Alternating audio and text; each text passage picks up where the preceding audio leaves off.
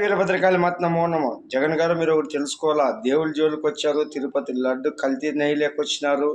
కల్తీ నెయ్యి కాదురా నాయన, నెయ్యి కానీ నెయ్యి అన్ని కెమికల్ వేసి నెయ్యి చేసి అని ఎంత దరిద్రమైన పని అంటే అంత దరిద్రం. కానీ కర్మ వదులుతుందే. మీ ఉండే అభిమానులకు మోసం చేయొచ్చు, కార్యకర్తలకు మోసం చేయొచ్చు, కానీ ఆ పరమశివుని మోసం చేయగలమా? కర్మ రిటర్న్ కాలయముడు ఊరుకుంటాడా? తస్మా జాగ్రత్త. 175 అంటివి 11 వచ్చా.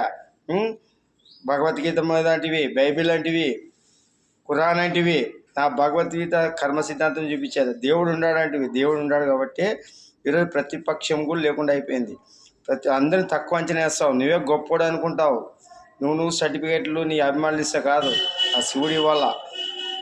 చాలామంది అంటారు, ఏం చంద్రబాబుకి పవన్ కళ్యాణ్కి అభిమానం కాదరా, ధర్మం. శ్రీకృష్ణ పరమాత్ముడు పాండవుల పక్క ఎందుకు ఉన్నాడు? ధర్మం కోసం ఉన్నాడు. కౌరవులు కూడా బంధువులే, పాండవులు కూడా బంధువులే. కానీ నేనేం కార్యకర్తను కాదు, ఎవరికి పక్షపాతం కాదు. సినిమా యాక్టర్లకైనా సెలబ్రిటీలకైనా అందరినీ ఒకటే, కానీ జాగ్రత్త ఉండండి. మీరు పట్టుకోవాల్సింది శివుణ్ణి, సినిమా యాక్టర్లని, రాజకీయ నాయకులు కాదు. రాజకీయమే లేకుండా చేస్తాడు. అందుకే రాజకీయం నుంచి జనాలు నాశనం అయిపోతున్నారు, సోమరిపోతలు అవుతున్నారు. ఈరోజు అభివృద్ధి కొంటూ పడుతుంది. దాచుకో సేవన రూపంలో 50 కోట్లు ఖర్చు పెట్టి 100 కోట్లు సంపాదనలు వస్తున్నారు. సేవ ముసుగులో అది చేసాం ఇది చేసాం గొప్పలు చెప్పుకునేకి అయిపోయింది. ఏం వాళ్ళ ఇంట్లో నుంచి తెచ్చేస్తారా, వాళ్ళ తాత ముత్తాతలు తెచ్చేస్తారా? పథకాలకు కూడా ఆ శివుని సొమ్మే కావాలా, ప్రజల సొమ్ము కావాలి. శివుని సొమ్ముతో నుంచి నడిచేది. ఈరోజు ప్రకృతి, వర్షాలు, వరుణదేవుడు, వాయుపుత, అగ్నిదేవుడు, ముక్కుదేవుడు, నవగ్రహదేవుడు, తిమ్మిడిదేవుడు, పంచభూతాలు, భూదేవి, గంగమ్మదేవి అందరూ సహకరిస్తేనే ఈ ప్రకృతి నిలబడుతుందిరా, సంపద వస్తుంది. ప్రపంచ దేశాలన్నీ గడగడలాడిస్తున్నాడు. వాళ్ళ దేశంలో డబ్బు ఎక్కువైపోయింది. ఇరాన్కి, ఇజ్రాయెల్కి, రష్యాకి, ఈ గుంట నక్కలు ఉండే చైనాకి అందరికి గుణపాఠం నేర్పిస్తాడు. అమెరికాకి అయితే జోకర్ని చేసేసినాడు. చూసినావు కదా, ఎవడేమి ఎక్కువ లేదు. కర్మ రిటర్న్ కొడుతుంది. వీరభద్రుడు ఉండేది ఇక్కడ, వీరభవసంద్రాలు. మనకేం చంద్రబాబు అయినా పవన్ గారు తప్పు చేసి అందరు శిక్షలు అనుభవించాల్సిందే.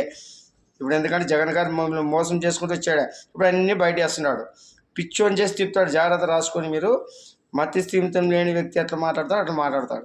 మీరు ఎంత కవర్లు చేసినా అటు జరుగుతుండేది అదే. నేను ఎప్పుడు ఎన్నో వీడియోలో చెప్పినాను, శివుడు ఆడే ఆట చాలా విచిత్రంగా ఉంటుంది రా నాయన. ఆయన శాంతంగా కనపడతాడేమో, కర్మ ఎట్లా చూపిస్తాడు, బతికిచ్చి నరకం చూపిస్తాడు. జాగ్రత్త. ప్రజల జోలికి వచ్చినారు, దేవుని జోలికి వచ్చినారు. దాచుకొని ఈ విధంగా జనాన్ని సోమరిపోతు చేస్తే శివుడు ఊరుకుంటాడా?